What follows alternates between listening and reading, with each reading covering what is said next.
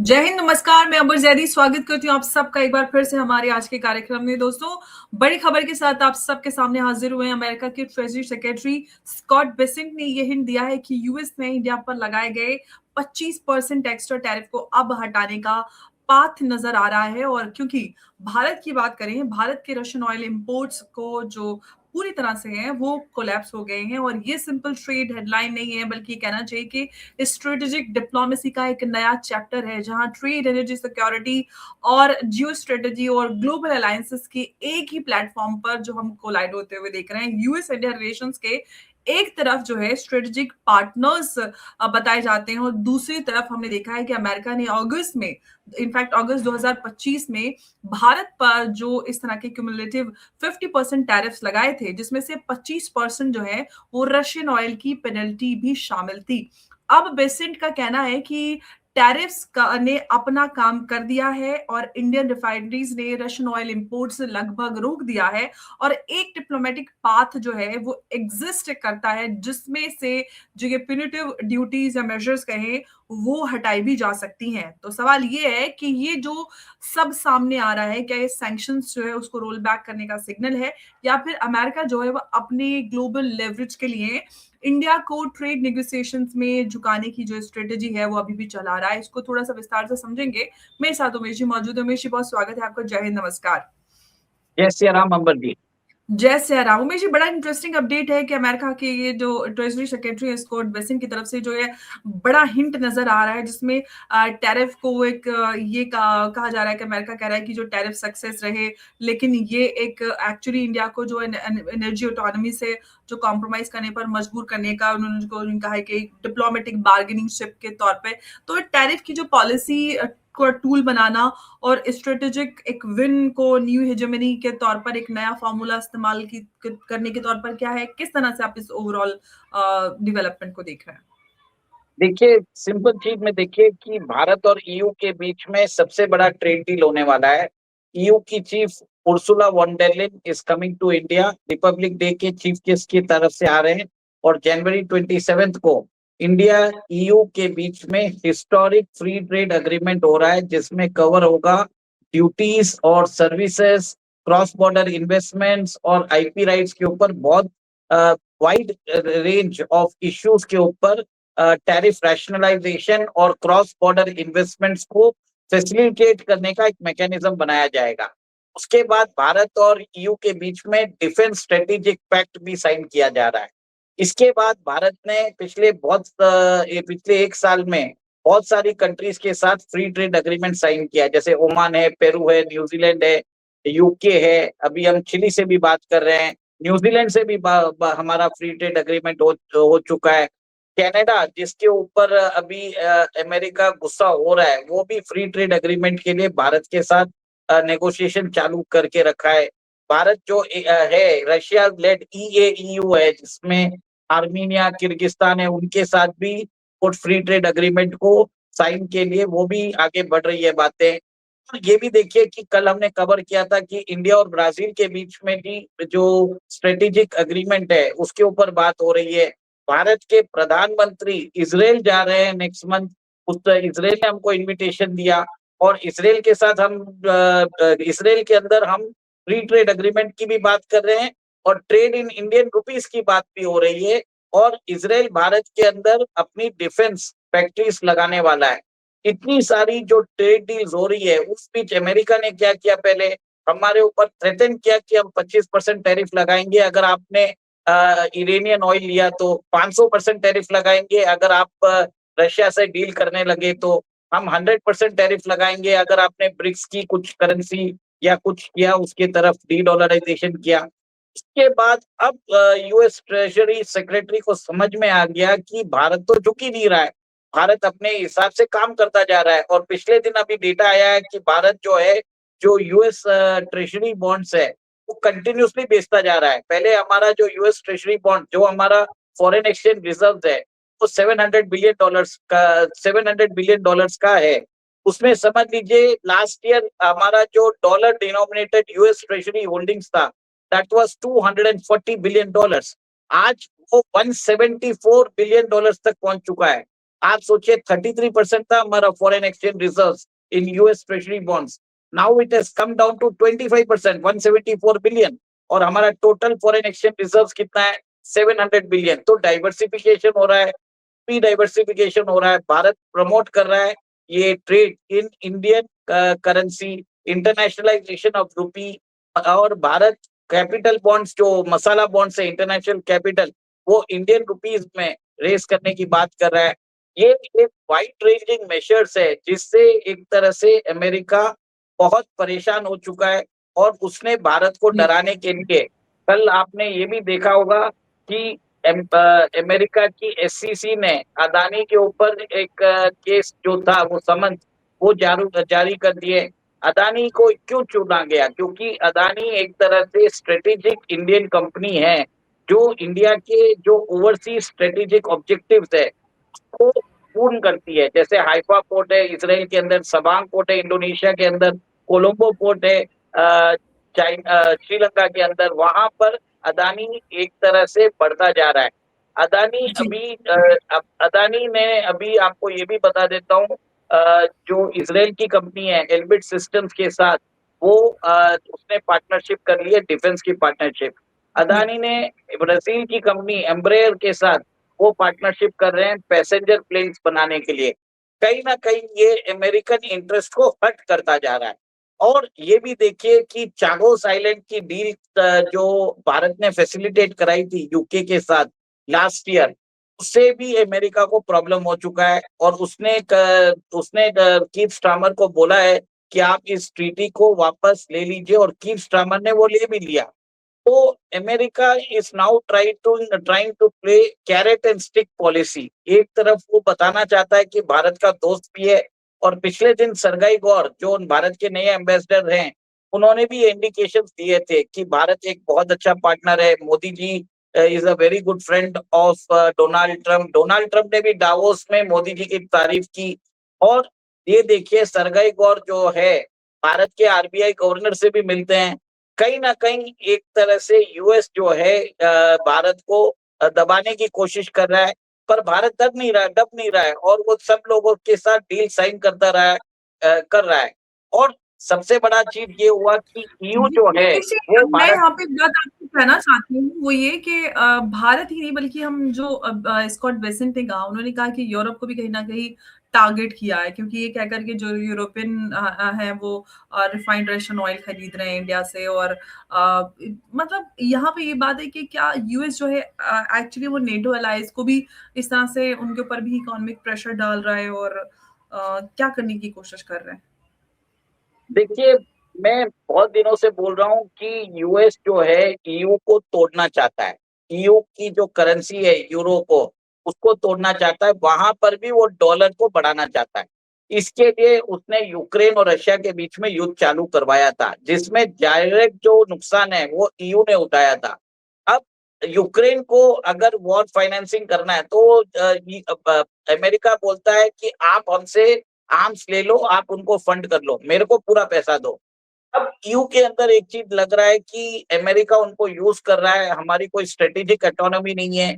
और जैसे ही ग्रीनलैंड का इश्यू आया, तब तीन मेजर यूरोपियन पावर्स जो है वो अमेरिका के अगेंस्ट हो गए। फ्रांस जो है सबसे आगे है इसमें, followed by Germany and UK. UK अभी तक बहुत कम है, पर वो भी अमेरिका से परेशान हो चुका है। अब जो एंटायर ईयू है, जिसमें ईयू ब्लॉक है, यूके है, फिर बाद में एक ईएफटीए वाला ब्लॉक है जिसमें आइसलैंड, लिechtenstein, नॉर्वे और डेनमार्क है, और ईएयू, इनको समझ में आ गया कि अमेरिका के ऊपर रिलाई नहीं कर सकते, इसलिए वो भारत की तरफ आ रहे हैं। फ्रांस के राष्ट्रपति इमैनुअल मैक्रोन ने बोला है कि G7 और ब्रिक्स के बीच में पार्टनरशिप होनी चाहिए, और वापस उन्होंने ये भी रिट्रीट किया कि ईयू के और भारत के बीच में पार्टनरशिप होनी चाहिए। अब डोनाल्ड ट्रंप एक तरह से परेशान हो चुके हैं, और उन्होंने डायरेक्टली अब ईयू को भी ब्लेम करने लग गए हैं कि ईयू जो है खुद अपने खिलाफ वॉर फाइनेंस कर रहा है। जबकि सबसे बड़ी बात है अमेरिका खुद रशियन यूरेनियम लेता है अपने न्यूक्लियर पावर प्लांट्स के लिए, वो 2028 तक ले रहा है। तो एक तरह से आप क्लैश देखते जा रहे हैं between EU and America. This is a direct clash between EU and America, जिसमें फायदा जो है भारत को मिल रहा है। भारत ने एक तरह से जो ग्लोबल ट्रस्ट हासिल किया है, everybody now wants to deal with India, now wants to do a free trade agreement with India, क्योंकि भारत की economy is growing at the rate of 7% and the fastest growing economy in the world. And जो population है भारत की, it is 67% of the population is below the age of 35। और सबसे बड़ी बात है, जी जो ह्यूमन कैपिटल को अमेरिका मना कर रहा है, उस ह्यूमन कैपिटल को सब कंट्रीज वेलकम कर रहे हैं। ताइवान बोल रहा है आप 1 लाख इंडियन को भेज दीजिए, जापान बोल रहा है 50,000 प्रोफेशनल्स को भेज दीजिए, और कनाडा भारत के साथ फ्री ट्रेड एग्रीमेंट में बोल रहा है कि आप हमारे यहाँ अपने प्रोफेशनल्स भेजिए। ईयू के साथ जो हमारा ट्रेड एग्रीमेंट हो रहा है, उसमें बोला गया है free mobility of students and skilled workers. Russia 1 million Indians को एम्प्लॉय करने को तैयार हो गया है। तो ह्यूमन कैपिटल की, स्किल्ड ह्यूमन कैपिटल की डिमांड बढ़ रही है। This is the one of the very important aspect. आप ये बिल्कुल। देखिए। लेकिन उमेश जी, एक बात ये है कि कहीं ना कहीं ईयू इंडिया जो फ्री ट्रेड एग्रीमेंट है, जिसको mother of all deals Ursula von der Leyen ने भी कहा davos में, बात ये है कि उस स्टेज पर पहुंचने के बाद क्या जो अमेरिका है वो इसको तोड़ने के लिए इस तरह से जो ट्रेड प्रेशर है उसका इस्तेमाल कर रहा है? ये एक तरह से अमेरिका का स्ट्रेटेजिक क्लाइम डाउन है। अमेरिका ने भारत के सामने अपने घुटने टेक दिए हैं। Hmm, but the war hmm, is not over. आपको एक तरह से 25% ट्रेड डील हटा रहा है, भारत से बात कर रहा है। फिर भारत के अंदर आप ये देखिए कि बांग्लादेश के अंदर वहां पर ट्रबल क्रिएट करता जा रहा है। यूएस की अभी एक ऑडियो लीक आई है, जिसमें उन्होंने कबूल किया है, वहां के एक जनरल ने, कि वो बांग्लादेश के अंदर जमात के साथ पार्टनरशिप करना चाहता है। Jamaat is known to be anti India, pro Pakistan, और भारत के खिलाफ एक नया, जैसे रशिया के लिए यूक्रेन का एक युद्ध का चालू किया है, वैसे ही भारत के खिलाफ वो बांग्लादेश को चालू करना चाहता है, ताकि हम्म, भारत की इकोनॉमिक ग्रोथ इफेक्ट हो, वहां पर कोई इंडस्ट्री नहीं आए। और आप ये भी देखिए, भारत और चाइना के बीच में भी जो ट्रेड संबंध है वो धीरे धीरे सुधर रहे हैं। ये नहीं हम्म, बोलूंगा कि बहुत सुधर रहे हैं। चाइना ने बहुत बोला था कि हम भारत से इंपोर्ट करेंगे, हम आपको सारी टेक्नोलॉजी देंगे, पर कुछ हुआ नहीं है। बस बात हुई थी अगस्त या सितंबर में। बट कहीं ना कहीं there is a marked improvement, मतलब डिटीरिएट नहीं हुआ है। अब थोड़ा सा बातचीत हो रही है, भारत के कंसर्न्स भी जो है चाइना समझ रहा है, इंडिया भी भारत चाइना के कंसर्न समझ रहा है। तो कुछ एंगेजमेंट, इकोनॉमिक एंगेजमेंट्स चालू हो गए हैं, but that does not mean कि नॉर्मलाइजेशन हो चुका है।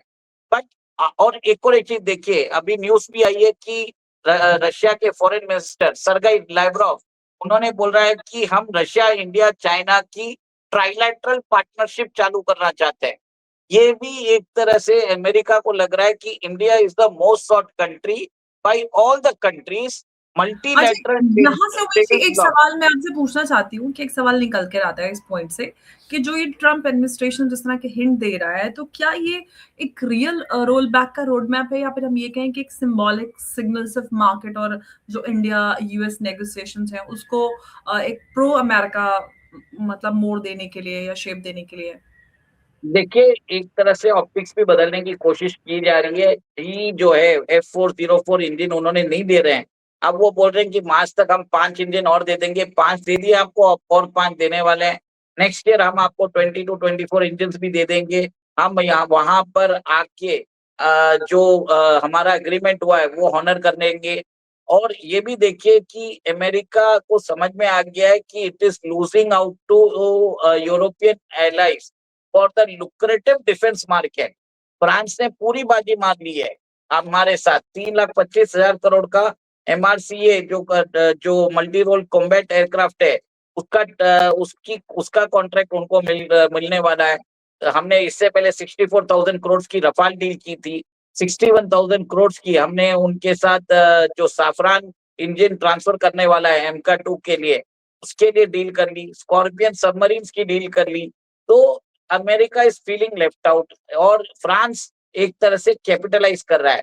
कुछ साल पहले आपको याद होगा अंबर जी, अमेरिका ने ऑकस डील की थी, जिसमें जो फ्रांस और ऑस्ट्रेलिया का जो सबमरीन डील था उसको खत्म करवा दिया था। और उसके लिए वहां पर आप ये देखिए कि ऑकस बना दिया था, और उसके अंदर उन्होंने बोला कि हम आपको न्यूक्लियर सबमरीन देंगे। फ्रांस वो भूला नहीं है, और फ्रांस ने एक तरह से अपनी स्ट्रेटेजी रिकैलिब्रेट की। उन्होंने यूएई और जैसे भारत जैसी कंट्रीज है उनके साथ अपने डिफेंस पार्टनरशिप्स और एग्रीमेंट्स उन्होंने सुदृढ़ किए हैं, जिससे अमेरिका परेशान हो चुका है कि France is capitalising on everything. France एक नया मल्टी ऑर्डर वर्ल्ड ऑर्डर भी बनाने की कोशिश कर रहा है और वो मोस्टली सक्सेसफुल होता हुआ नजर आ रहा है। एआई समिट जो हो रहा है, फ्रांस का प्रेसिडेंसी लास्ट ईयर था, भारत इस साल वो होस्ट कर रहा है, जबकि अमेरिका ने जो बोर्ड ऑफ पीस बनाया है उसको कोई कंट्री ने ज्वाइन नहीं किया। मेजर सारी छोटी छोटी कंट्रीज ने ज्वाइन किया जो अमेरिका के धमकाने से आ चुकी है। तो ये एक बताता है कि अमेरिकन स्फीयर ऑफ इन्फ्लुएंस जो है वो धीरे धीरे खत्म होता जा रहा है। और चागोस आइलैंड के ऊपर एक और एक चीज मैं बोल रहा हूँ कि अमेरिका एक तरह से आपके ऊपर 25% टैरिफ हटा रहा है, दूसरी तरफ चागोस डील जो हो चुकी थी उसको भी उसने रद्द करवा दिया है। एक तरह से स्ट्रेटेजिक खतरे की घंटी हो चुकी है, क्योंकि फ्यूचर में जो सेंट मार्टिन आइलैंड है उसके थ्रू वो भारत को एनसर्कल करने की भी कोशिश कर सकता है। और क्या मालूम कल हमको बोल दे कि अंडमान आइलैंड भी हमको चाहिए। फ्रांस देख, अमेरिका को कोई भरोसा नहीं है, वो बोल भी देगा कि हमको आपका जो अंडमान आइलैंड है वहां पे हम एक बेस रखना चाहते हैं, हम चाइना को काउंटर करना चाहते हैं। तो भारत अपनी सॉवरेनिटी मेंटेन करना चाहता है। एक और एक चीज अमर जी ये देखिए कि 2026 में रिपब्लिक डे की चीफ गेस्ट पहले डोनाल्ड ट्रंप बनने वाले थे, क्योंकि क्वाड की समिट शायद इस वक्त होने वाली थी। पर जिस हिसाब से ट्रंप ने अपने पर्सनल फैमिली इंटरेस्ट के लिए अमेरिकन इंटरेस्ट को कॉम्प्रोमाइज किया, इंडियन इंटरेस्ट को कॉम्प्रोमाइज किया, ग्लोबल सिक्योरिटी आर्किटेक्चर को खराब कर दिया, वहां पर भी बहुत सारे जो सेनेटर्स है, जो प्रो इंडिया सेनेटर्स है, उन्होंने ट्रंप के खिलाफ एक बहुत बार मीटिंग भी की है, बहुत बड़ा रिप्रेजेंटेशन भी किया है और बार बार उनको बोला है कि आप इस डील को हटा दीजिए। इसमें मेनली उनके रिपब्लिकन सेनेटर्स ही हैं जो ज्यादा भारत प्रो भारत स्टैंड ले रहे हैं। ये सब क्यूमुलेटिव फैक्टर्स इतना हुआ कि अब स्कॉट बेसन को समझ में आ गया कि भारत के साथ एक तरह से हम बातचीत कैसे करें, बातचीत करने के लिए एक दरवाजा चाहिए, इसलिए 25% टैरिफ हटा रहे हैं। सवाल यहाँ पर और है वो ये कि जो टैरिफ हटाने का जो पाथ दिखाया जा रहा है, यहाँ पे एक रास्ता क्या मतलब टैरिफ हट सकता है, जो हिंट दिया जा रहा है, पर क्या वाकई में ये जो है इंडिया को जो एग्रीकल्चर और डिफेंस मार्केट ओपनिंग में और जो कंसेशंस हैं वो देने का ट्रेड ऑफ बन पाएगा?